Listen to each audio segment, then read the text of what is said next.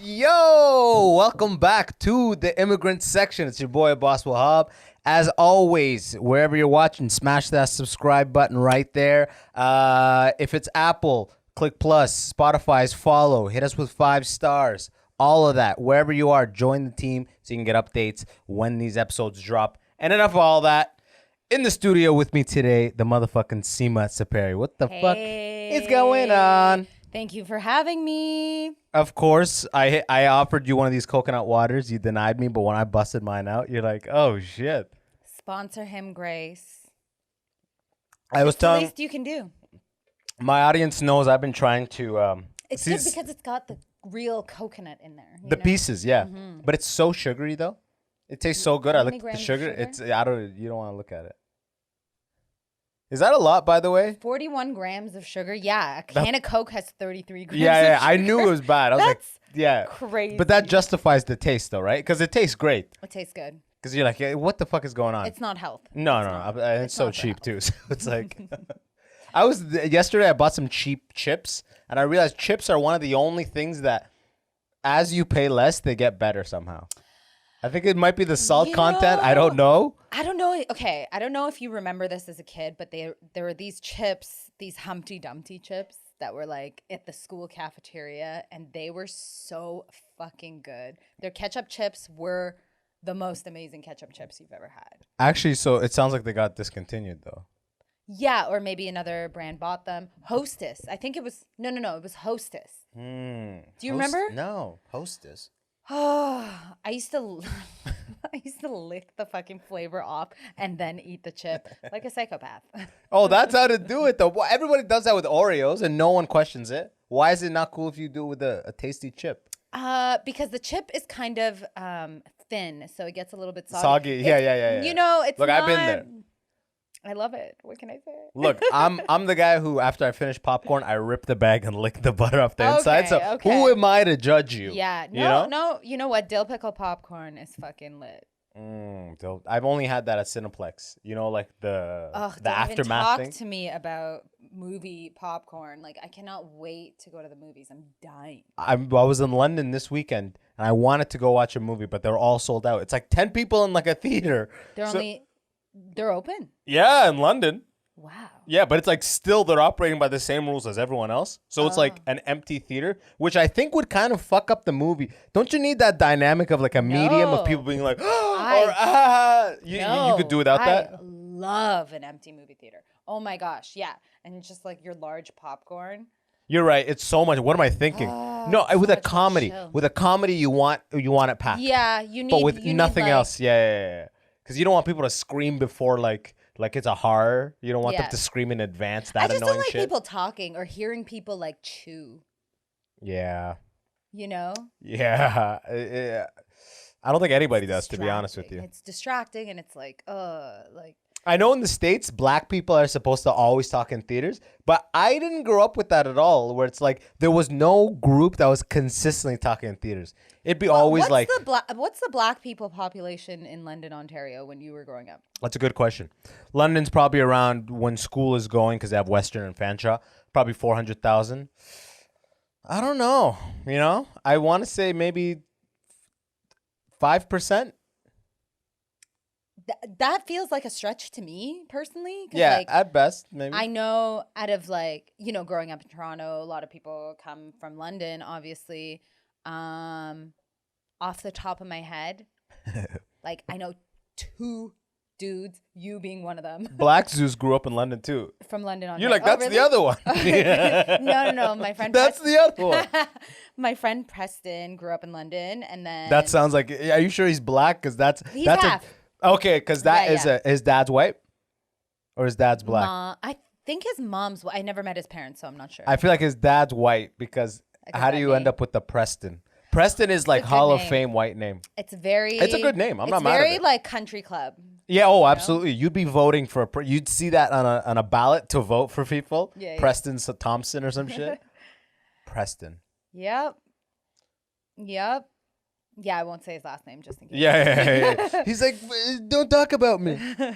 But yeah, no, not a lot of black people in London at all, for sure, growing up. And I didn't realize that until I went to the University of Waterloo for engineering school, which is like going to the most diverse place possible from London. So many brown people, right? I didn't even realize how white London was until I stepped foot on that campus, which is a really multicultural like campus, number one. Yeah. It's like and then engineering within that campus is like there's like 8 white people in the class. Yeah. And like 63 Asians, 2 black guys or 3 black guys, me, my buddy Sada, and I don't even know. Oh, there was one black chick, but she never finished it. You know? She never finished, so I don't remember her name. She went to systems engineering. It was like 12 years ago, so I don't even know. Damn. But yeah, London, and then you go back growing up to London, you're like, wow, this is... But there's like an Arab community in London. Huge Arab community. Yeah. Huge. And that's what I grew up in, was that Arab community. I was at the mosque playing basketball. You know, like... Yeah. You know how, like, growing up, like, immigrant cultures, they always have activities so the kids don't do street stuff. Yeah. You know what I mean? Like, don't go to the party. Yeah. Come, like, it's a sleepover and play, like, arcade all night at the mosque gym. I mean, like, my sort of immigrant story is that, like, my parents were working all the time. So, like, my mom was, like, working all the jobs. So I was that kid who was doing all the bad things. Yeah. Like, all of the bad things. Yep. And, like, my white friends, their parents were like, oh, sure, you want to smoke weed? Here, I'll give it to you. Yeah. I'd rather you smoke with me than out there with someone else. Yeah, and I was like, what? They're like, I was like, damn. What? They're getting fucked up. Sick. Thanks, you know? But yeah, I was doing all the bad things. So I tried everything really young. Yeah. Which I would say definitely. Good or bad? Good. Good? Because I was like, I tried hard. Like, I tried everything. I tried like weed, alcohol, my early teens. Yeah. And then harder drugs a little later. Yeah. And I never got hooked to that shit. Like, I mean, like, I will do mushrooms, obviously. But, you know. Everyone does. You have to. If you're not, you're missing out. And so I'm into psychedelics and stuff like that. Down for a good time. But I'm not like, I was never addicted to anything or needed anything to like, you know. Were you all constantly getting that, like, it's a gateway thing? You'll see. It'll start with a joint, Sima. There were people with someone in your ear like that? No, because I was the youngest. So by the time... How many siblings do you have? I have 2. I have an older brother and an older sister. So by the time it was my turn to sort of get in trouble, I had already learned what they did wrong. Gotcha. So I was so slick. Yeah. No one was asking me shit. I was an angel. You know what I'm saying? And your marks were fine? Like, you didn't have any, like... Yeah, like, I hated school because I just never really connected with the teachers and stuff. And I got picked on a lot. So, just because you were loud or you joked around a lot? I talked a lot. Yeah, you were. Yeah, I know you're a talker. A lot of shit. So I was like, honestly, a lot of it was justified. I was just, you know, like, I was talking mad shit with my friends and having a good time. And I skipped school a lot, you know. But yeah, I never really connected with teachers. But when I did, I would just fucking excel, you know. That's funny because for me it was almost like because I've seen it work both ways where people are like you, they get a touch of it early and they're like and they go, or they do that and they just get consumed by it. I've seen that too. I mean, given my trauma, I really should have, you know, been on a pole with a needle out of my arm, like doing your shit. So you're you know. So but look at you now in a basement doing the immigrant section, right? Like, look at you now, baby. But seriously though, it's like, you know, I've definitely lived my life. No regrets. Because I look back, I'm like, it happens both ways. People start stuff early and go, whatever, it's not that big of a deal, or get consumed by it. Or in my case, where I like didn't try stuff out. I didn't have my first drink until I was like 21. Wow. Yeah, I didn't have my first drink until the month after I graduated university. Were you religious like up until that point? Not up until that point, but up like until like just up until I was like a year fully before religious, that. praying 5 times a day until like 19. You know what? I respect that so much I really do. I had Because, great like, discipline. That kind of discipline Yeah. is. I just switched it into Who podcasting. Who You has know what that I mean? Yeah. I just shifted gears. You know? Oh, I respect the shit out of that because no one has that kind of discipline. Like, we all have our vices. We all have our shit. You know what I mean? But it's like you were saying though. I had the older siblings too. Yeah. And I almost felt like I have a big family. I'm one of 6 kids. Mm-hmm. And I almost felt like the only way I could make my mark in this family is through academic excellence. That was the idea in my head created. Wow. Because I saw it was the pressure for everybody and nobody had done it yet. Right. You know? Right. So I was like, oh, it's on me. I got to do it. And where are you in the pecking order? I'm in the middle. Ah. I'm the fourth, I'm the fourth oldest of 6. Wow. Yeah. Wow. See, I'm the youngest of 3, and the bar was so low. The bar was so low that You just hop the right fact over that it. I graduated post-secondary, I was like, peace the fuck out. I'm out. No one talked to me. I'm going to go work in a nightclub.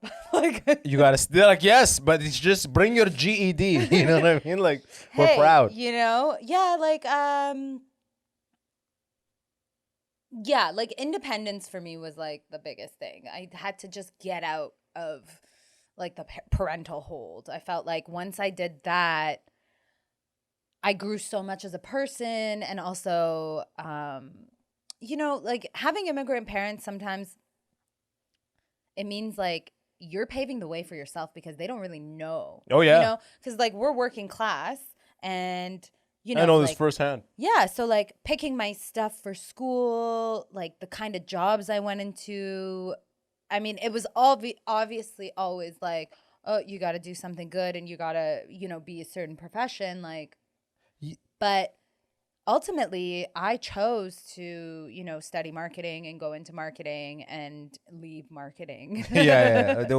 That's a story told 1,000 times. Engineering, I mean, same it's thing. like a brown, it's like Same thing with the the brown origin story of every comic. Or But you know what every it is? actor. I think what it is because you came like in as a child to this country, right? Yeah. And with your family, do you have cousins, aunts, uncles here? Nothing. Same. I'm in the exact same boat. So growing up, all you had as a reference were the coveted careers. You know, everyone's going to respect you, but it's going to be hard to be a doctor, engineer, all these things.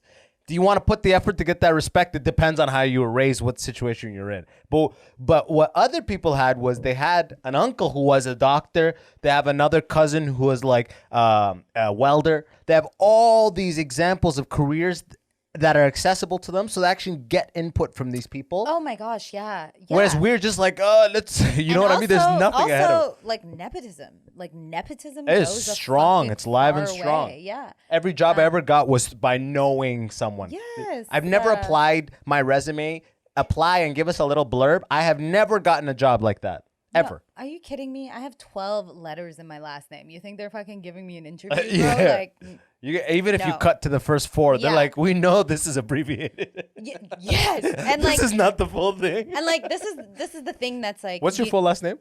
Sepehri. Oh, the Zoltan? Is that at the end? Was that Zoltan? No, it's for you people who cannot pronounce it. It's Sepehri Zadeh. So when we came here, for whatever fucking reason, they hyphenated my last name. And eventually I just like dropped the last part. I was like, I'm just gonna drop. Like, first of all, I don't know why it's hyphenated.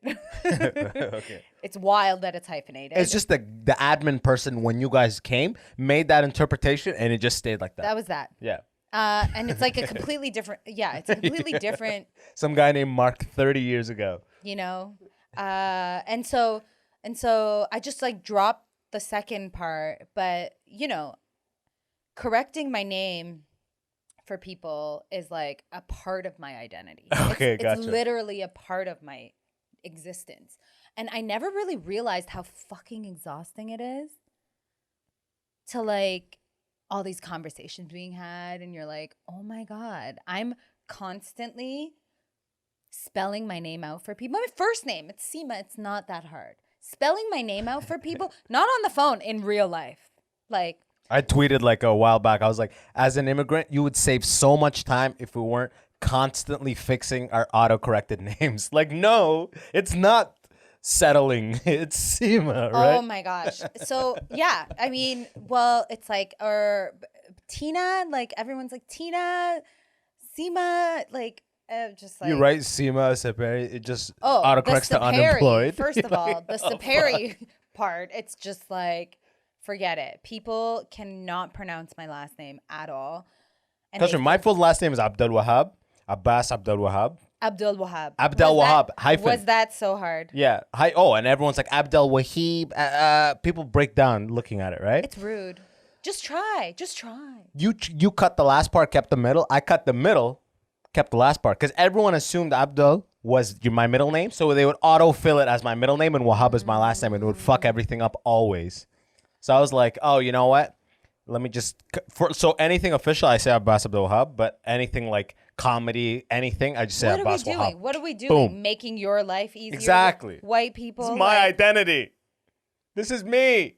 It's just exhausting, and you're just like, okay, yeah. It's sometimes I just like don't bother, and I'm like, okay, just like You remember the substitute teacher back in comedians. the school? You know, Every substitute yes. teacher who came would ask, how do you say it? Sima? How do you say it? And you have to tell them every time. I get a lot of Sama. Sima? Is it Sima? Sima, Sama. You're like, whatever you want. And then eventually you choose one. You go, it's Sima. Well, the Jamaicans know. They're like, Sima. I'm like, Yeah. you Ew. know, yes. But yeah, man, I don't know. I was like, just try. How, like, sound it out. Like, try. It's not that, it'll take you 2 seconds. And I think I watch people struggle, and I think, like, they're so, like embarrassed, and, like, you're just like,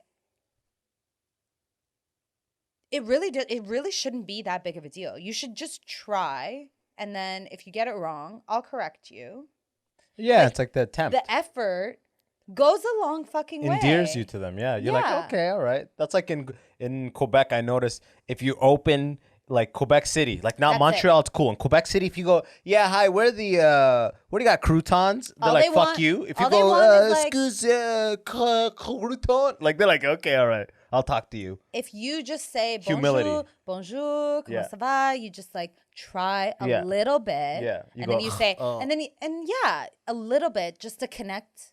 And if you don't know, you can just make a sound. You're like, okay, at least they're trying. Yeah, exactly. How you Okay, say, I will help you. I speak perfect, fluently English, and now I've decided to help you because you made the sound. Yeah. I mean, like, it goes a long way. But you have to cut that stuff. I feel like in the acting game we're in, I feel like a hyphenated name. They're like, or what do you think? I mean, Do they go, ooh, hyphen? This will. I think, this is good for a commercial. look, I think that as people of color and Shout out POC. difficult sounding names, it is unfortunately the onus is on us to stand in that power and say, this is my name and this is how you pronounce my fucking name. Yeah. You know what I'm saying? Like, it's like, okay, there's a lot of people, Arnold Schwarzenegger, like no one's fucking Oh, no batting- one's like Schwartzy. It was never like no. And I think when we cut corners for them, I think that's a disservice to us, That's and a good everyone point. coming up after us. You know what I'm saying? Because it's Sima Sepehri. Not that hard. Not that hard. Sounds Italian. You probably use it as the curls though is a pure Italian thing too. At the same time though, I mean, depends. play Like Italian. Southern Italy. I think gone are the days where it's like you could play this and you could play that. you're invisible. Now it's just like you're a not for visible me, minority. Come this way. Not for me, unfortunately. I play a lot of different races. You're ambiguous as fuck. Even though my race like the race won't even be in the script. So it's like, this is a person, but like somehow she's Indian. It's like, can we just not say that she's Indian at all written anywhere, because it really has nothing to do with the background? I know, and her name will still be Patty, but she's Indian. You're like, what? No. Like her name will be like, Ranjita. I'm like thinking off so many people's names, and I'm like, I don't want to say their Sing. names. You're like Sing. No. I'm just like, I have so Sing many. Sing is like a koala somewhere. There's a koala somewhere as a pet named Sing Sing for sure. Well, it's just like it doesn't need to be. This It doesn't need to character be does not defined. need No, to 100%. be named. Yeah. You A know, specific Misha, race. Yeah. which is like, oh, like the name is specific to that origin, and we all know that this name is Indian, but like it has nothing to do with the character. So why don't we just change the name to whatever this person's ethnicity is, if that's what you want to do? You know what Exactly. You know what I hate is when they say the specific ethnicity. They're like, must be Asian. And it's like they send you the other. That's what I wanted to bring up when we were chatting about self-tapes before. Don't you feel like now that it's self-tape, now that they don't have to schedule us in to see us, they just go, let everybody self-tape.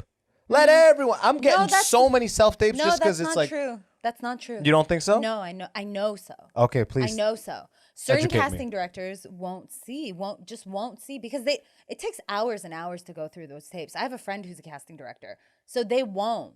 Depends what it's for. You're being seen a lot because diversity's hot right now. Oh yeah, But fucking loving. I'm sucking on that teeth all day. Yeah. Like let me be your diversity hire. Like as long as this producing, check I'm that right box. there. I'm right there. Which one of these visible minorities applies best to you? I check them all, baby. You're black, you're black. You're Muslim. I'll do whatever. All of you know it. what I mean? Yeah. I've been playing fucking actually black, Muslim. You can say African, Middle Eastern, Saudi.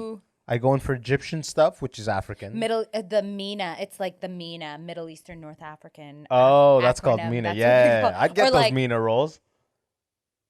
What? I was like, or it was like Mensa or something. Middle East, North. Mensa is like the South. Association for Geniuses, isn't it?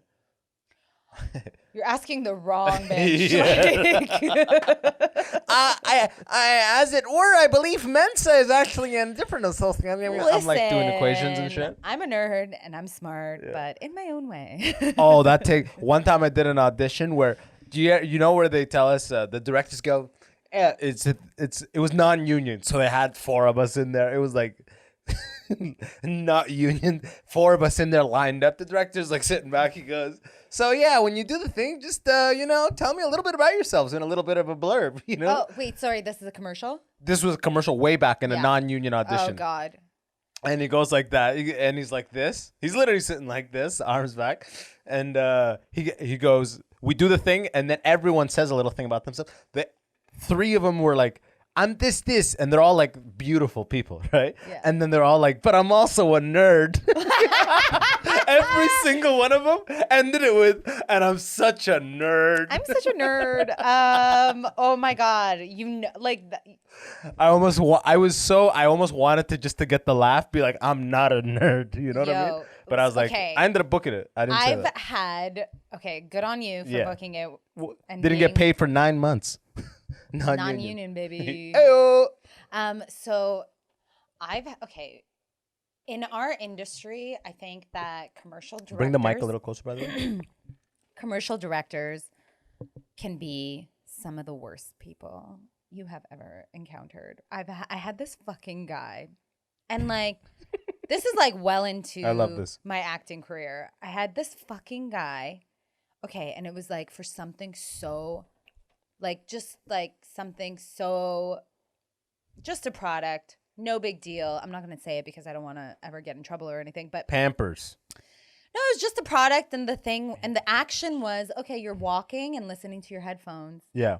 Cool. I've done a shit ton of commercials, national campaigns. No problem. I got this. Walk and listen to your thing. Does my guy not fucking stop me and be like, what are you doing? What are you doing? Wait, no. This guy wanted to give me a fucking backstory, okay? Like, fucking backstory. I'm like, sorry, Martin Scorsese. What the fuck do you think this is? Okay? Like who the character is? Yeah, and like Your all father these left at emotional 6. feelings. You're like, what? And I'm like, yeah, you're thinking about this, and I want you to da-da-da, da-da-da-da. You're like, this is a 5-second spot. You know what I mean? I'm going to be in it for 2 seconds. Yeah. Okay. And then but the way he went about it was so fucking rude. Like he got out of his chair, was so passionate. I was like, calm down. You're directing a fucking commercial. I know you wanted to get into film, but you sold out, and now you're getting paid shit tons of money for doing fuck all. So you need to like tone it down a bit. But he still wants. He's like, no, my artistic integrity is still here. Look how I stand up from the chair. Does this guy not fucking pull out a What is that, a walk? You know what I mean? He pulls out a cookie and he's fucking eating in my audition session. I was like, this is so rude. I came out, I called my agent. I was like, fuck that guy. I will never, ever work with him, ever. He's so rude. And it's like, I don't know what it is. I love that level of self-respect. I have been, I have had so many auditions where I was humiliated. Like, And I can't, yes. humiliated, you know what I mean? Where it's like you're doing stuff, there's no music or like, Oh my you're God. just humiliated. Oh, yeah. I have never had, and I don't know if this speaks to my own lack of self-respect. I have never had the thought after I'm calling my agent and I'm cutting this person off. You know what I mean? Like I'm I was never just like, dealing with this person. I was like, no, this is too much because I've had it quite a bit. Like you had these older dudes, these older white dudes who've been in the game for a long time and they've, won a bunch of Clios and they're just like, oh my God, I'm the shit because I made a 15-second spot for fucking Toyota. And you're like, you're a glorified car salesman, okay? Like, calm down. Yeah, you know what I mean? You didn't risk anything, He has a weird hat on. Yeah, like call me when you're fucking driving around town trying to do 5-minute spots in little basement dumps, okay? That's a real hustle for maybe potentially something to happen. Like, get out of here. I have no respect If you think for these about fucking people. auditions and open mics are almost so similar. The only difference is an audition is at the end they go, great, thank you so much for coming in. Like that fake shit isn't in an open mic. An open mic is so, like, it's real. Open mic is like, the whole thing is like a blurb about yourself. Yeah. Oh, yeah. Oh. Give us a little blurb about yourself. Well, so I was taking the bus today and, essentially, yeah, exactly. But no one goes, wow, that was so great today. You know what I mean? I mean, unless you kill. Okay. Then it's like you actually did well. I'm so devastated that the Ossington is done. Background. That was nice. mic was the best fucking mic. I remember. You know why? It's because POC and Women got like mad. Okay, you know what pissed me off? Before you even go on, I had a personal issue with that mic. Why? Because this is some like city shit for comedians. In the cities, they always go, okay, we got to make sure there's inclusion. So POC, LGBTQ, women, right? But depending on the host, the POC was transferable. That would fall in and out depending on the LGBTQ and women for sure. Get the side list and get to move up. But POC, some people did POC, some people didn't do POC. And I'm like, what the fuck? Really? Yeah. I don't. Because you got the woman one. That trumps POC in that situation. So you're always, you like that, Mike? Because you got in and out quick. If I'm going to pull out my marginalization report card, and I will. She'll do it. And I will. She's got it right I there. got woman. I got POC. I'll stop right there because it's not a therapy session. Yeah, exactly. You can't go and stop there. I got it. But yeah, rest in peace to that and like 40 other places though. Oh my God. But okay, so I did a set at that. I did a set at that mic. It was a casting director. The cool thing was that the people who would come through were like, Queen West people, and it was like Ossington, Queen West people. I had these two guys tell me they've never seen stand-up before, and that was the most incredible thing they've ever seen in their life. And about my set. And I was talking about wanting to die. I think death would be pretty sweet right about now. And it was, they were like, that was incredible. I was like, listen, you don't have anything to measure it to except for this room. And you know what? You're right. I killed. Oh, my God, though. Like, it boggles my mind anytime people go, I've never seen stand-up before. How? That's like being like, I've never seen a video of someone doing live music. It's like, what? What do you mean you've never seen stand-up before? Some people don't. Every host of like. Some people don't like comedy. Oh, I know that firsthand. Some people are just like. People have told me that. They're like, oh, I'm just not. Some people, I've heard people say that they get secondhand embarrassment watching stand-up comedians. Oh yeah, I do a little bit too. I do a little bit. Like I don't want. Depends on who it is. You know what I'm saying? Some people are fucking great, and like I don't even mind watching them bomb because they're so fucking amazing. No, I like a bad thing when it's so bad it's funny. I like that. But when it's like you see yourself in the person and you actually you feel the embarrassment through watching it, you're like, no. But that's the thing, though. You know what I mean? Like, it's like, you can't die up there. You got to just like roll with the punches. You know what I mean? You got to acknowledge that you're bombing and move it the fuck along, man. I know, but sometimes, like you bombed. Sometimes you bomb so hard, it's like you rip the biggest fart and like you're just trying to be really nice after that, as if you didn't already like someone fart. just walked into the elevator. Yeah, exactly. Like, I don't care how nice you are up to this point, you farted, okay? That's like bombing. It's like you can only clean up so much if you do a hard bomb and don't deal with it well. It's like you're kind of sinking. I mean, you at just that point. I think you have to just kind of acknowledge it as it's going. Oh, even some bad bombs, like even acknowledging, you can't navigate your way out of a bad bomb. I mean, I don't know. Yeah, like, don't get me wrong. Like, when I bomb, I like reevaluate my entire existence. It's like, it hurts. That's standard. God, these coconut pieces are great. It's so good. Oh, I love it. It's such an abusive relationship you have with Oh this, my like, God. You know, it's like I'm putting all my worth in this like 5 minutes for you. Other comics who literally are so stingy with your laughs. That's the thing about me. I'm not stingy with my laugh. I will be back there. If you're funny, I'm gonna fucking cackle and make you know that I appreciate you, you know? I love that. You know what my favorite is at open mics and shows? The comic who's always writing right before they get on stage, but does the same act every time. Like, what are you writing? That's just funny. Like, just writing last second. Like, bro, I know how you're gonna open this. Oh my God, I cannot wait. Remember that? Okay, remember that mic on St. Clair here? Yeah, like the one I had. Yeah. Offline. Yeah, it was right here. That was mine. Yeah. So Yeah, I remember the coming worst. to that a couple times. Yeah, that was. But whatever, you got to do your thing. 2 audience was like a good day at Okay, Offline. but like one time, like so many comics were there. Oh yeah, that's the thing. There's a lot of comics, and you gotta feel like they're the audience. Anyways, after that, I remember doing that mic, and then this guy who I've never seen before, never seen ever again, Facebook messengered me a tag for one of my jokes, and I was like. And like, was it like, hey, I saw your set today. It was pretty funny, but add this? Or was it just the tag? I think the thing, and it was like, I was like, okay, like, what? Like a tag out of context? I mean, okay, so I think the joke was about, and an audio file of just him breathing.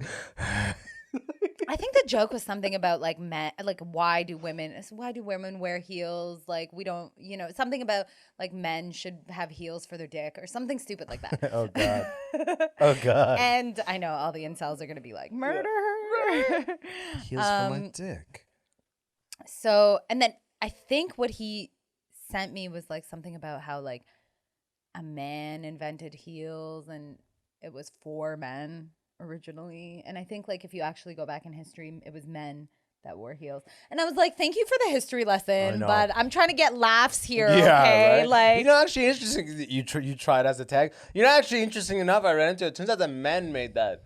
I guess they were blah blah blah blah blah blah. laugh. Turns out men have no problem telling women how to tell their jokes. Like my girl's a vegan, and one time I was doing a joke about a vegan girlfriend, and some vegan comes up to me after the show. I swear to God, he goes like this.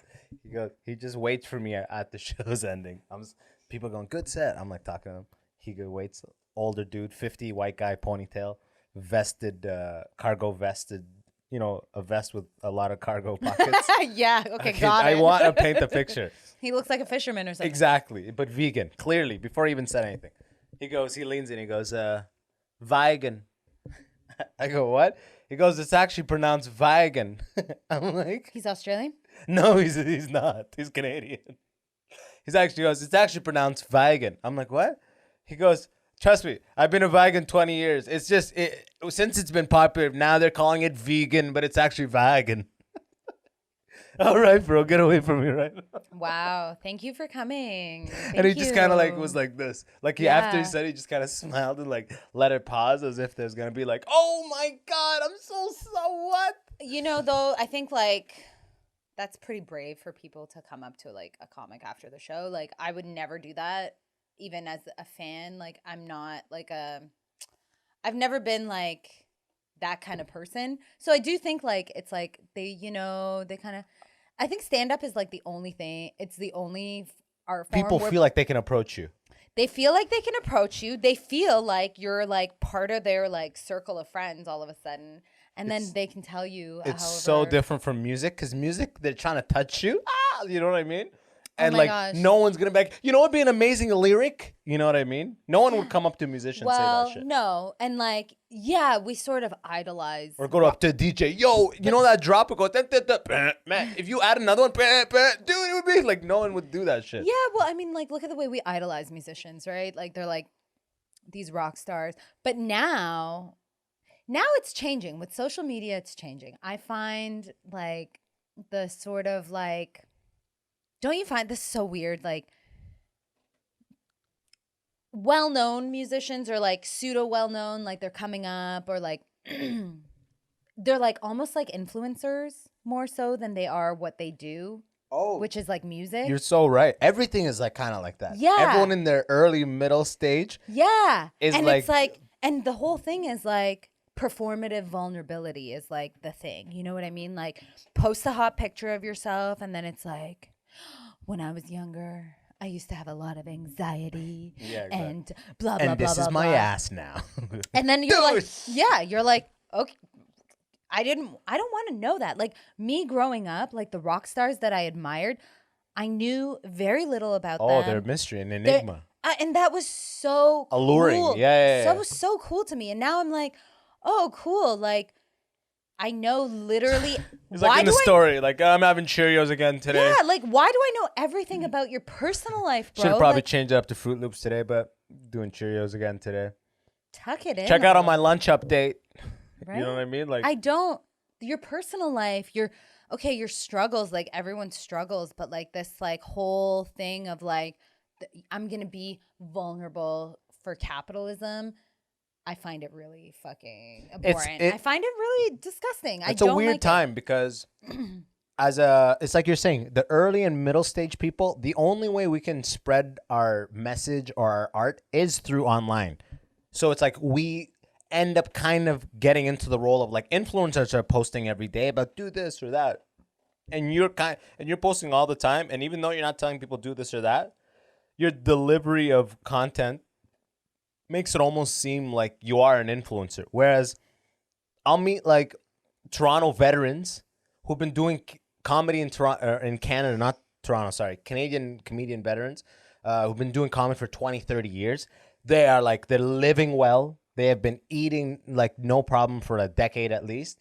And like they'll get on Instagram and it's like they'll have like 800 followers, you know what I mean? And they're like fine because they have toured, so many audiences have seen them and so many businesses have seen them. They're established. Yeah. Whereas the new people have none of the real world tangible established network. So our reach is almost exclusive to this thing. I know, but okay, so that's maybe for comedy. So all your stuff goes out through maybe that. maybe for comedy, but at the same time, it's if you're a stand-up comedian and then you're trying to be like influencery online, like to me that doesn't. Sorry, like if you're an online comic and you also do, I rarely find online people translate to stage. Like you got to put in the hours, you got to do the thing, you got to eat the shit. Like you're not gonna. Nobody's like that. Not even Eddie Murphy was like, yo, he's killing every time. Nobody was like that. No, but you're specifically not going from online to doing fucking shows and like headlining. Yeah, and even doing 25. Like you're not. The scary funny part is you may be presented those opportunities because you have the audience, but it's not going to go well. You're going to blow your load. I've heard about so many people do that, like get JFL too early in their career and then it fucks them over. Or like a YouTuber got JFL recently and it was like a nightmare. They got like booed off stage or something like that. Well, there was a because they have no act. There's a YouTuber that is like unnecessarily famous for making, Mr. Beast? No, I don't want to name names just in case I ever get into a writer's room with these people. That's like the actor's mentality, just in case. You know? Well, you never know, right? But at the same time, they won't know. She did JFL. She did JFL, and it was like so cringe. Oh, okay. Like I guess so cringe. And you're like, Yeah, your YouTube content. And they have over 1 million subscribers? Oh, yeah. This person's like OG YouTube. Like, when it Oh, was okay. just coming up. So it's like, They're like 10 million. Is it that chick Wolf? no. Wolf something? No. Get out of here. Okay. But like, okay, and then, but with music, so let's say you're doing music. Your music is like, music is universal. Music is not like stand-up comedy, right? Like, you put out a song, people are going to listen to that shit. Why are you telling me your life story behind it? Like, okay, you give a couple interviews, cool, but like beyond that, yeah, you have to. you know what I mean? Like, who are the mysterious rock stars of our time? Like, I literally can't name you one. You know what it is now? Now it's the person that is a lovable persona. That is like the public has all of them because they're great, and so they've given themselves fully to it. Well, so even though they're great, they're not a mystery. It's the opposite. They give you an abundance of insight. That's not true. You know who I would say is still like very much like low key? The Weeknd, and he's even like Drake. Drake puts out a picture of him like every 3 days doing this. You know what I mean? We know too much, Drake. Yeah. We know too much. Like Drake shit's it's out there at this point. There's like imagine how many like reporters and stuff are just trying to get dirt on Drake on every angle. They go to like they're like he flies with this aviation company. Let's ask him if he's ever mean to the stewardesses. Like let's see if he has any problems with the like that level of fame is scary. Oh, it's a nightmare. Nobody wants that. Oh. Nobody wants that. But someone then people comes in right now with the contract for fame. We're both jumping at it. I push you back. I just want to make good work. I want to make good work that like is respected by my peers and people are into, like has maybe a cult following. But I would never want people going through my trash. Like I don't care. Yeah. Oh my God. I don't have that kind of persona where like people get in your face and I'm like nice all the time. I'm not. I'm like respect my fucking boundaries. Step back. You know, I don't have the energy to talk to people like that. Like, oh my God, you know what here. I mean? I'm not. You know, people hear the podcast and see you do stand up, and they assume, oh, this person's so like extroverted. You know? No, like man. It's like no, the opposite. Like I don't like if I leave the house and don't talk to anybody. I swear to God, that was like good. That is the plan. You know what I mean? Sometimes like today, like I was vacuuming my car, and a guy next to me was like. I was like, oh, fuck, he's going to talk. That was my first thought. Fuck, he's going to talk, you know? And he was just literally like, hey. And I was like, great day to do this, huh? He's like, you know it. And I was died a little inside, but somehow you like it. It's like community, you have those people but at the same time, I'm like. Once in a while, like, listen, I'm down. It's a warm feeling, but I was like, I didn't want to talk. But it is kind of a warm feeling a little bit. Yeah, like I love a genuine connection. Like I feel like if someone came out of nowhere and swung and hit me in that moment, that guy would have been like, what the fuck? You know what I mean? He would have came. I don't know if he would have had my back, but he would have at least been like, what, dude? Like, what? Why? Or something like that. Yeah. At least that. So that's always good to know that. That's like an interesting thought process. Like you're on my you're on my side if something happens right now. This guy wants to talk to me. He would have my back, maybe.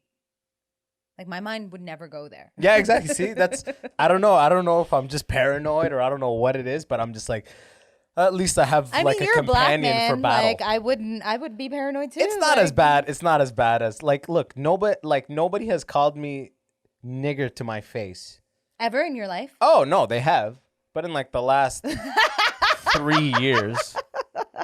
I haven't had any trouble with cops in years, and I drive every day. It's not like that bad, you know. Oh my God, life as a black man. It's not that bad, but I'm saying like, when it's a scenario where it's like law enforcement is involved, I just inherently have like fuck, like I'd rather leave here. I just don't want to deal with cops, even if I didn't want to. Man, I don't even want to be a witness. I don't want to be filling out a report. I don't want to have any involvement. No. I'm out of here. I'm done. I don't care if like. I'm in the right. I just don't, you know what I mean? Like I have that harbored in me. Yeah, of course. Well, I mean, I don't blame you. Yeah. And I'm not talking about because of fucking George Floyd. Way before that, you know what I mean? Yeah, no. Racism happened way before George Floyd. For those of you who are new. Some people recently found out. Huh? Some people recently found out. It's true. It's new to people. They're like, racism? Oh my God. The whole movement and everything like is new for a lot of people. I guess because this year, like, it just like got like such Because a we're hit. at home now, and it's like, Well, I mean, but like Black Lives has been happening since 2013, so it's not like new to us. You know oh, what okay. I mean? No, well, I'm not even talking about BLM. Forget about BLM. I'm talking about like the actual things that BLM stands to change. That feeling has been out there forever. So I'm saying I grew up with that. Some would say 400 years. Yeah. Oh, I don't. I'm not going back there. I'm not about to give you my brother tone. Now listen to me, my sister. I have a brothers coming here. We're gonna talk about how we're gonna change the system. My sister. That Malcolm X. We're not done. It's like Malcolm X, Muhammad Ali. I gotta move my car. Yeah. What is it? That one guy's joke. He goes. Ray Woods Jr. goes, my brother. He's like, you can't leave black. What's it called? The protest, because right when you enjoy it, it goes, my brother. The struggle is this way. It's like, oh, okay, fuck.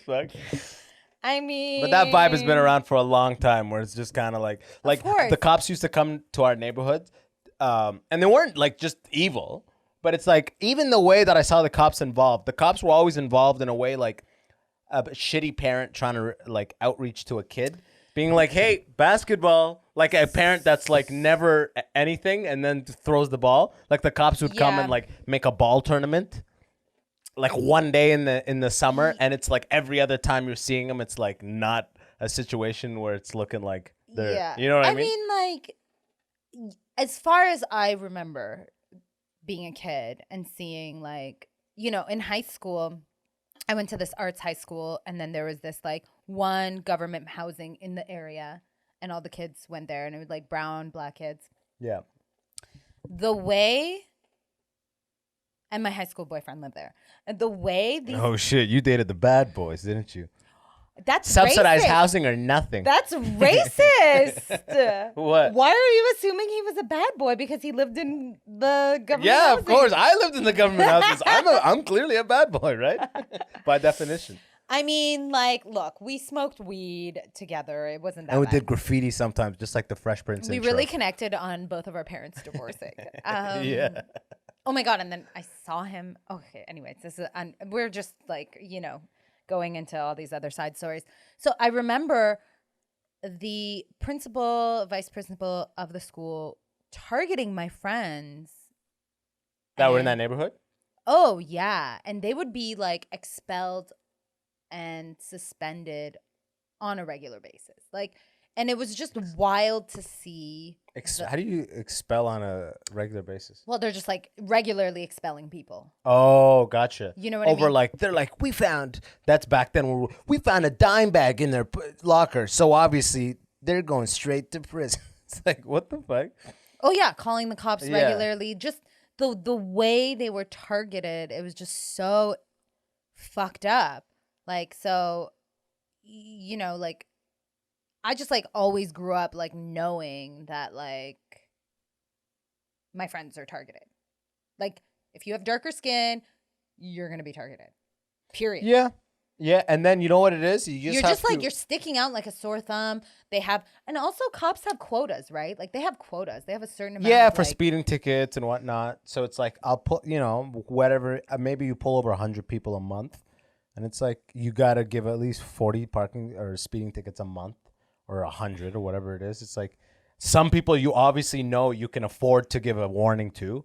And some people, okay, I got to actually do some tickets. And then I have never had a warning from a cop. So many of my friends get warnings. Cops just pull me over and give me the ticket. And they're not like, hey, boy, you know what I mean? But That's like, 'cause we they live just in give me the Canada. ticket and they're gone. Yeah. Even in the States, they give me the ticket and they're gone. Whereas like so many people I know, it's like half the times they get warnings and half the time they get a ticket. It's like, I have never even had like a warning. When I was like 16, I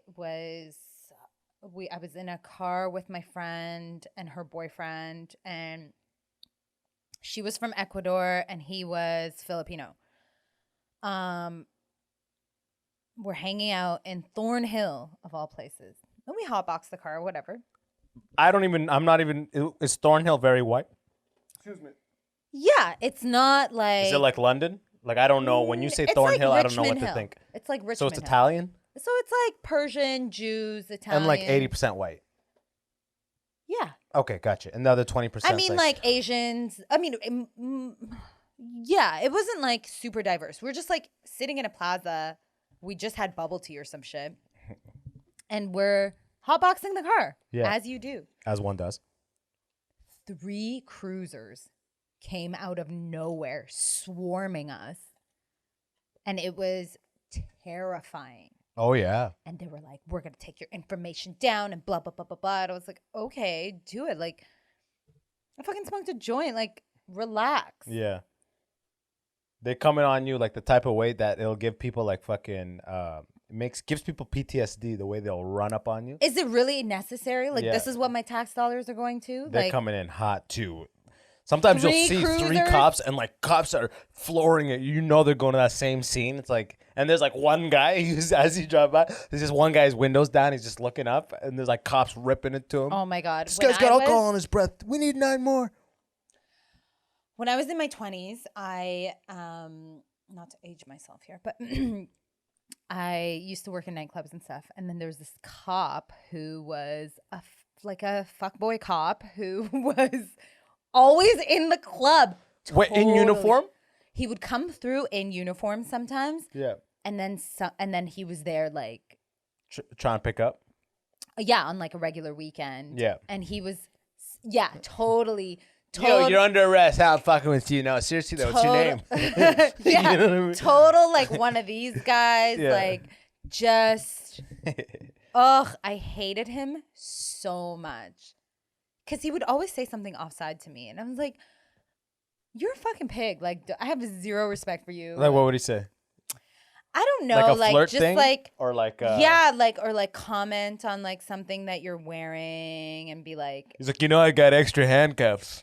No, he would. I think I was wearing I was one time wearing like a tight short dress, and he was like, "Don't you think your dress is a little short?" Wow. It's like, aren't you on duty? You know what I mean? You got a fucking Moscow mule in your hand. But like men are always talking shit. Like men are like, you can like men are always like trying to nag women when they're so insecure. You know what I mean? Oh like, yeah, people do that all the time. Like, I know I'm not gonna get you. I'm gonna at least interact with you in a way that makes me feel like above you a little bit. Yes. I'm gonna at least interact with you in a way that I control. Yeah. I know I'm not getting with you. Yeah. But it's like, like you're wearing red. Is it Christmas already or I don't know? It's just something to say that's like, shut up. Yeah, it's just to interact, and then you can go over and be like, yeah, I told her off. Yeah, I was talking to that chick in red. No, she's crazy. That she's a bitch. Whatever. Yeah, exactly. I mean, I know dudes who do that kind of shit. Oh, I mean, I don't rule me out. If I was young, I'd be like, oh, I want to interact with them in any way, but I don't think I have a chance. Please don't tell me you were that guy. I wouldn't be that guy, but like I've done low shit. Yeah. Yeah, I've done like the club version of like, on like the beach where it's like, bro, the football, I'm gonna throw it, and it's the girls, you fall into them.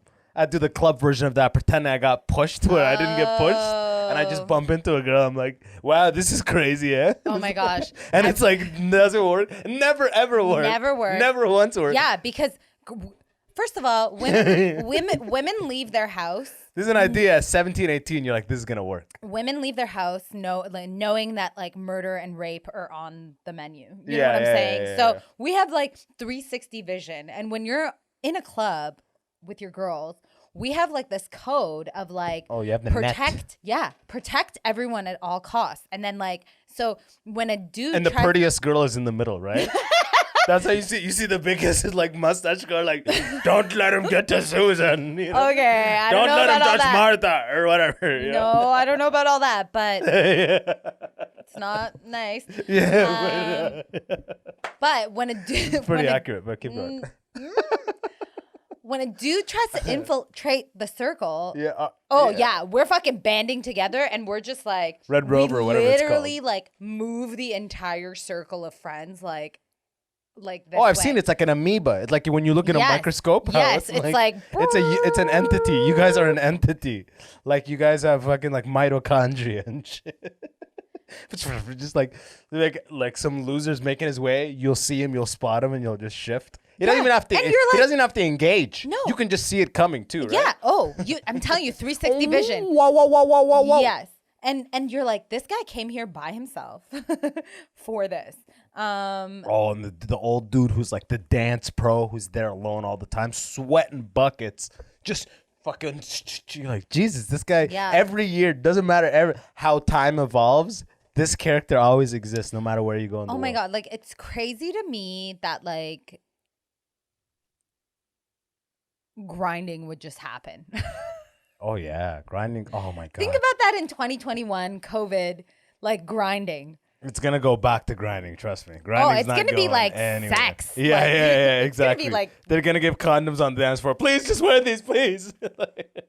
I'm glad. Like, I'm like, oh my God, I'm glad how I- bad I yeah. wanted to grind. Just going back, because it's the same thing. It's like you just want a little. You just want an interaction. You know what I mean? I mean, I don't know because I'm a woman. Yeah, I'm talking I about as a guy. understand. You just I want. understand. You're like, I don't have a chance, but I at least want an interaction. You know what I mean? I know, and I know that like that sort of for a lot of dudes, they don't get that. Apparently, I read this crazy stat that like 30% of dudes under 30 are virgins. 30% of dudes under man, Under I wouldn't be 27 or surprised. something. Yeah. And like 27, I wouldn't be surprised. 30, I would be surprised. yeah. So and then like you see all these dudes who are like so sexually frustrated Yeah. killing people. Incel. Like they're straight up killing people. Like I Incel had in a a bad van. day. Yeah.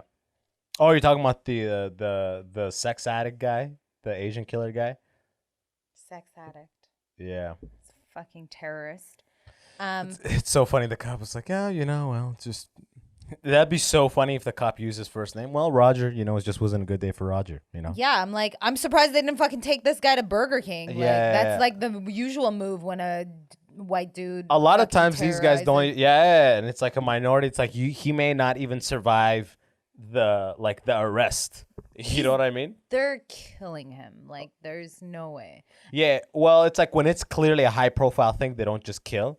But Yeah. when it's like it's crime as usual, a lot of deaths happen in that thing. Yeah. A drug raid, Yeah. a death is gonna happen there. If a guy kills 8 people, the cops want to be the one that fucking caught him. It's like a manhunt. You know what I mean? It's like Depends it's if like a he's trophy. Depends if. Even if he's black, it's like, yo, he's a, you know what I mean? Like, it's a manhunt for this. Like, it's way higher chance he's gonna die. But I'm saying that's a less chance than like when the police go in to do a drug bust. They come into your apartment and you're there with drugs. You may not even be close to a gun, but you're very easily could die because Yeah. you're there with the drugs at the time. They could just kill you. Oh, he had a gun at me. You know what I mean? Like, that's easy. But with the manhunt, all the eyes are looking. As soon as you get to the guy, there's gonna be a million cameras. You know what I mean? So it's like, Yeah, I don't. so that's more high profile Yeah. where they're not too quick to kill. I think. I mean, then like, again, I with- have no idea I what don't I'm know. talking With people about. of color, I think they do typically just kill them. Like, No, it's not that outrageous. Where they'll still be like, he's making a move. Like, they'll give themselves an I haven't alibi. even heard of like a person of color doing anything shit. Like, it's always been like No, we've had a couple. We've had a couple. You know what I mean? But it's not like the NBA, right? No. We're not taking. This is the one thing that No. we hope that we don't take over. We're looking at NHL every time we see a black person. We're like, yeah. But with these killings, it's like, fuck that. We'll stay out of that. yeah. Yo. It's always like some like frustrated ass dude. It's who's, like, always, it's usually a white get any teen pussy, or an incel. And this incel guy had some weird name. I don't even know if he was white. He might have been like Slovenian or some shit like that. I mean, that's white, but like, But it's I'm like- talking about like from Slovenia. Like, he just got here. Like, he's on OSAP. You know what I mean? Like, he's in the subsidized. I don't know. I don't know. But Here's the thing about like, there's like Eastern European countries that are like third world countries Oh yeah. but they're still white. Yeah. Okay. Oh, okay. Because like as the cop is approaching, it's like I feel like as Yeah. the cop is handling this person, I could be more aggressive with just the society is allowed to accept. I could be more aggressive with like an immigrant and like a black guy. Males, number one. Males way more than female, regardless of the color. And then within the grouping of males, it's like the darker the shade, the more it's like you get the fuck in there type shit. where it's like if it's a white guy with like the country club look, it's like head down into the police car. Like there might be like watch you your could head be there, bud. sued for any Yeah. misconduct here. Whereas get the fuck in there, like this is what the fuck my job is, like type deal. Yeah. It's fucked, but That's what are you gonna racism do? for you. Yo, we've done an hour and I haven't even asked you, or we haven't even talked about LA at all. That's because I'm so engaging. So literally a year ago, right before COVID hit, I was in LA. You Yep. let me crash at your place. That was awesome. I just moved there. I got to do spots. I had to fucking pay for open mics out there. I was like, and when I was coming up, I told my boy, I'm like, yo, get me on a show. He's like, for sure. And then I get there and he goes, look, it's really hard to get out of towners spots in LA. Nobody in town can even get these spots. So I literally show up and all I could do is paid open mics. But at least I could drive around and chill. And I know you got a visa. You got into the acting game down there. And then COVID hit hard. Yeah. So, What was it like before COVID? Like, what was your impression if COVID didn't hit? I was literally only there for 2 months. Like when you came, I moved there in January. But you moved there to be like, yo, I'm going to be in LA now for like at least a year. Yeah. Or two, yeah, right? Yeah. And Yeah. then COVID hit and I was like, fuck. Like I got rid of my place. I got rid of my furniture. Like I got rid of everything. And I was like, oh my God. So, and you're like, if I go home, I'm going to get a place. I'm going to be alone. But if I stay here, at least I'm living with my best friend. Yeah. So I did that for a bit because it was like lockdown here. Yeah, you too, didn't come right? till summer or something, right? End of summer. I came at the beginning of September. So you were there for all the BLM riots and stuff yeah. like that? Yeah. Damn, what was that like? It was fucking intense, especially in my neighborhood because I was like really close to Hollywood. Yeah, I remember you could see Hollywood right there. The sirens and the fucking protests and just like down my street, like people are being assaulted by the police. Like they had like the rubber bullets and people are like being dragged into cruisers just because they put a curfew, right? Yeah, like it was like you have to be home by like 6:00.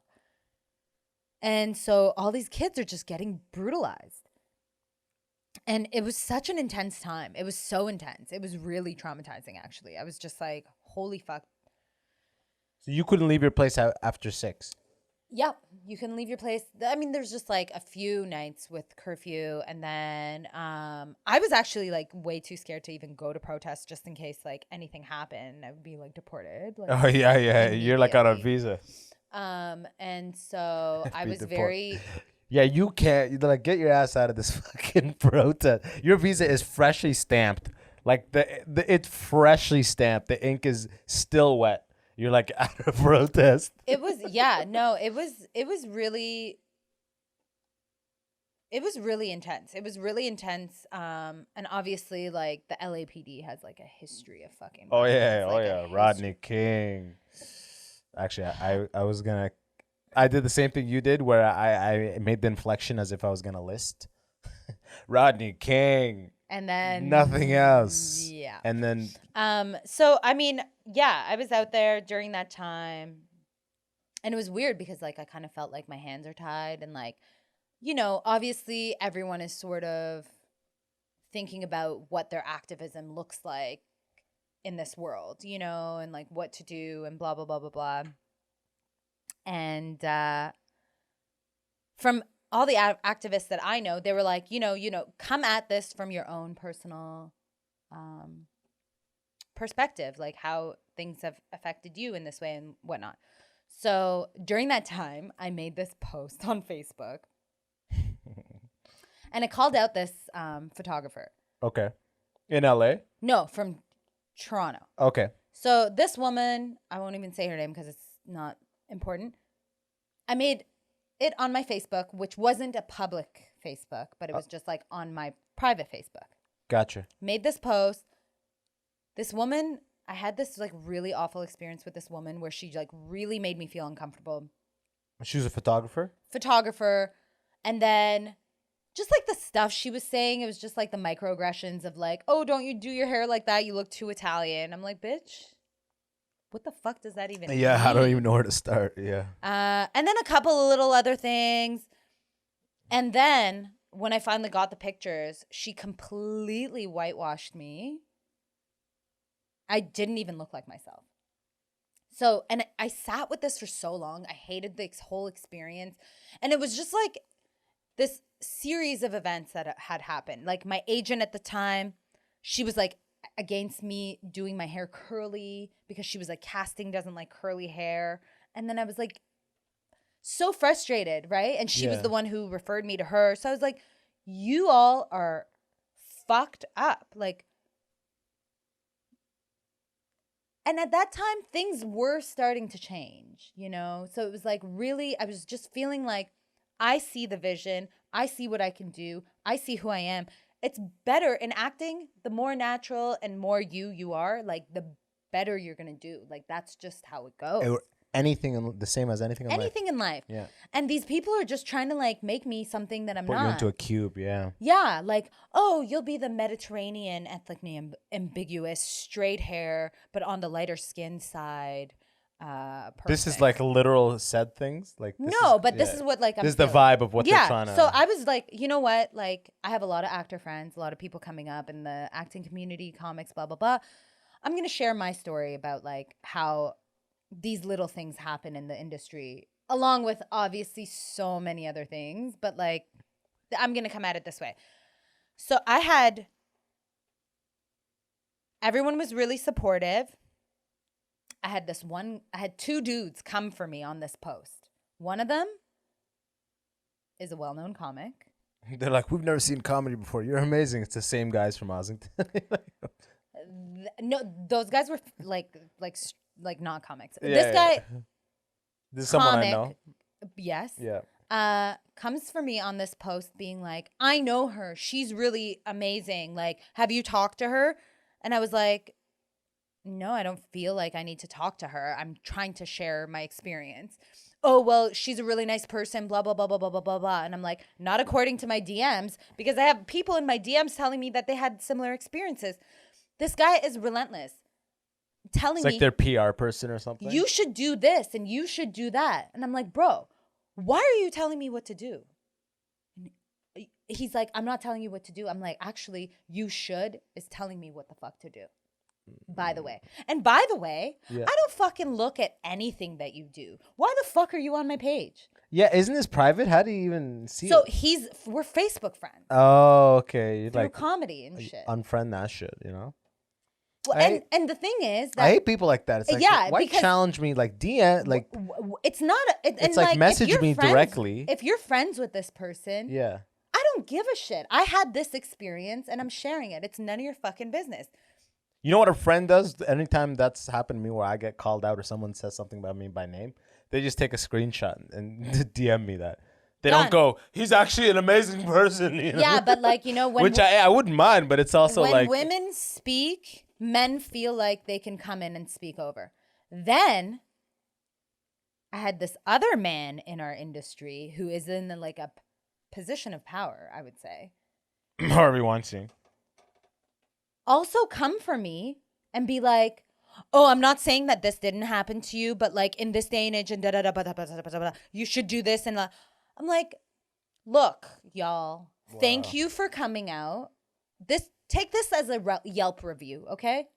Just treat it like a Yelp review. Right. I had this horrible experience. It involved racism. This was the person. If you're looking for headshots, do not support her, period. That's my take. I have every right to say that.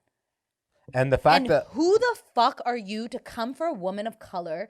Like these two fucking one of them's in POC, so we'll let him slide. One of them's like half POC, but I'm like, wait. But you can't turn on. You can't. That's where like eating our snake eating it. Because half POC is like just light skin POC. I don't know.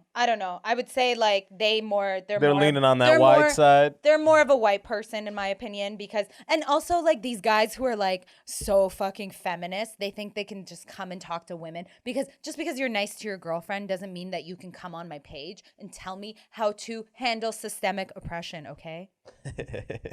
I like because I love imagine how fucking out of touch you have to be like, let me challenge challenge this woman in this time.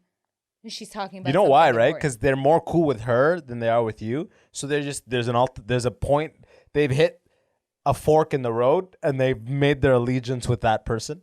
And so they're coming to publicly like be like, no, I stand for lady this. You know what I mean? Yeah, You must not speak of lady that. Like, because they're more on her woke side. for the pussy. It's woke for the pussy. Wait, That's so what it is. okay, so the photographer was like, she's out there, she's on the market. No, she's like 70, but they want to. Yeah, so what? But they want to be like, look at me. Oh, I'm supporting the 70-year-old. Yeah, and it's like. Oh, she's like 70. Oh, so all that She's been in the old game. shit is with her. So people like that's what's so funny about this whole new push to make everything diverse. The people that have been in the game the longest, it's like a tea bag in water. They're like the water. The game is the tea bag, and it's like the game has seeped into everything they do. So even if you change the person in front of the camera, the person doing the makeup is that person that was only styling white people for like 50 years. So they're saying the shit like, yeah, this looks like they even think it's a negative to be Italian. That's how white the people that are working at. You know, white to be like, you look too Italian. It's like, bitch, I'm Persian. You know, like Italian, what? So I've already gone to the side of non-white. Like, I mean, and then the other dude who is like, I would say arguably more prominent and affects me directly work-wise. yeah. He blocked me because I was not having his opinion. He blocked me. And then called my agent and was like, if she wants to have a conversation. I was like, Wait, called your agent? What is it, casting director? Who's this person?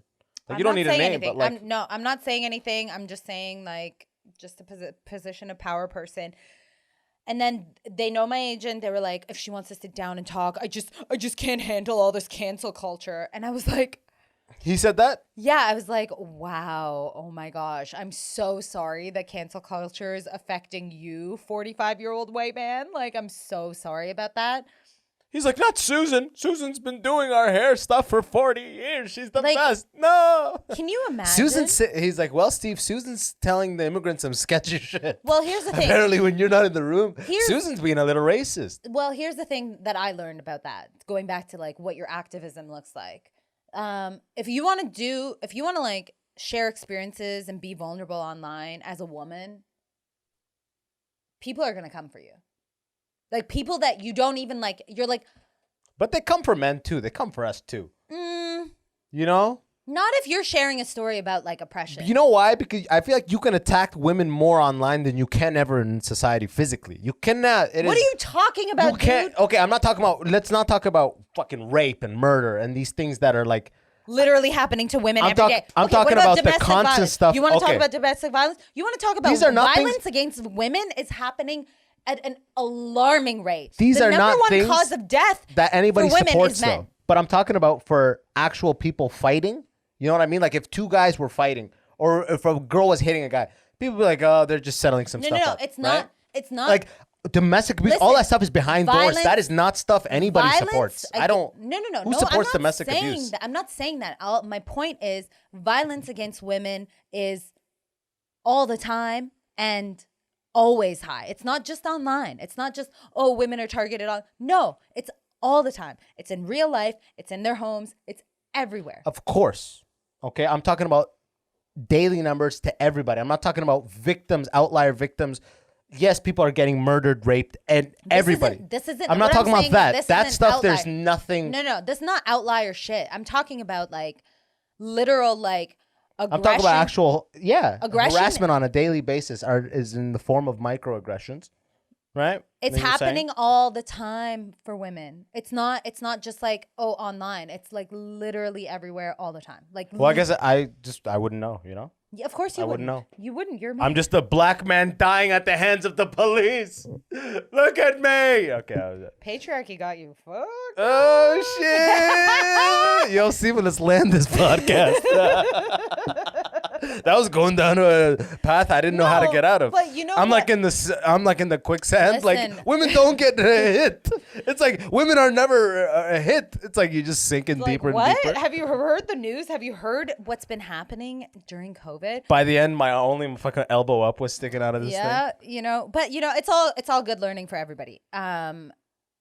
but ultimately, yeah, like this shit, like it's like, so if you want to be an activist or if you want to do good, I realized online is not the place for me. That has no lasting power.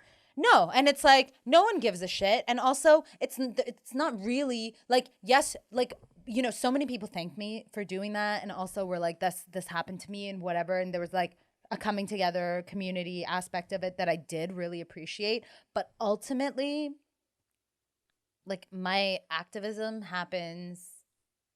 First of all, it's not like I'm fucking new to this shit, you know? I've been that bitch who is like correcting you. If like correcting my friend if he's like slips in the N-word on a fucking song, you know, it's like Persian people love to do this shit, by the way.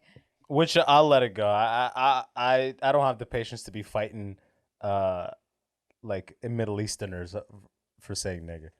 Oh yeah, like if you say it to me like that, then it's gonna be a problem. But if you go, but like I have a lot of friends I grew up with that are like, man, I'm fucking bro, man, I'm from Iraq, man, I can say sand nigger, bro.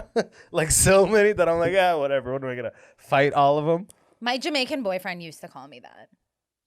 Tell it, he gets the card full. And I was like, I should write a bit about this because I'm like, you know, it's so confusing because like I'm being called this thing, but then it's like, do I get to?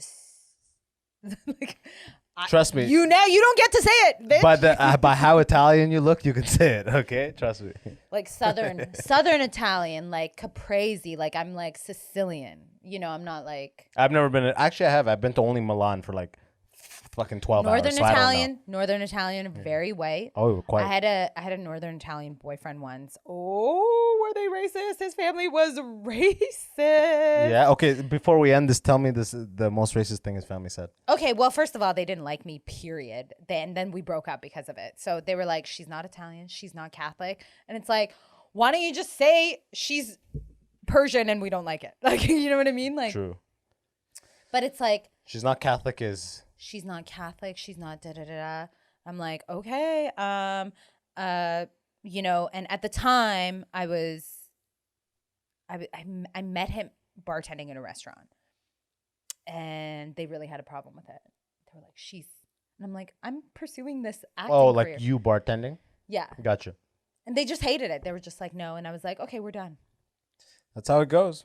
Like, sorry, I'm not gonna like contort myself to like. Yeah, I can become Catholic. I can straighten. I'm not moving to Woodbridge, okay? Like, I'm really not. Yeah. And not to be like stereotypical. That's where he lived. No matter where people in the world are watching this, they're like, Woodbridge is the Italian spot that's nearby. Yeah, it is. Yeah. But hell yeah, yo, Sima, you doing like anything for people to look out for? Any projects you're working on? Or otherwise, you could just. Tell people where to find you. The gram, as always, I put that shit in the description. Follow me on Instagram. The gram. Sima Sep. I even shortened my handle even more for y'all. Oh, you're even easier. You're buckling to the pressure. Yeah, remember? I'm working for you. So yeah, you can follow me on Instagram. It's all the same for Twitter, Instagram. What else?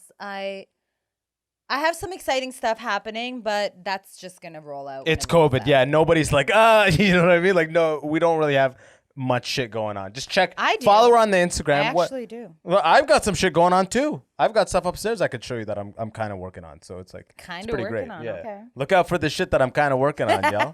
It's coming soon. Yeah, for sure. But yeah, as always, check the description. Everything will be on there. Follow her. Look out for the Proline commercial. Me and Sima, that's where we met. 3 people on a couch being like, wow, minorities is pretty much what we're saying. It's actually on my Instagram. It's on the grid. It made it to the grid. It made it to the grid. Hell yeah. Yeah.